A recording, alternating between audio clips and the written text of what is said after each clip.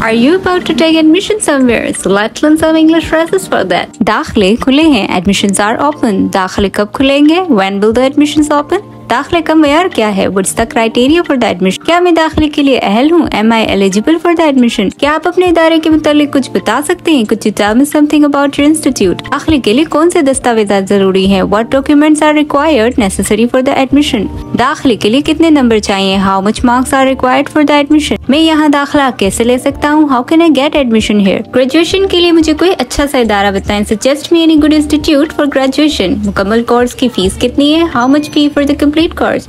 एक सेमेस्टर के कितने पैसे होंगे? What will be the amount for first semester? क्या आप मुझे प्रोस्पेक्टस दे सकते हैं? Could you please give me the prospectus? Prospectus के लिए मुझे कितना अदा करना होगा? How much do I have to pay for the prospectus? मैं फीस कैसे अदा कर सकता हूँ? How can I pay the fee? क्या मैं फीस किस्तों में अदा कर सकता हूँ? Can I pay the fee in installments?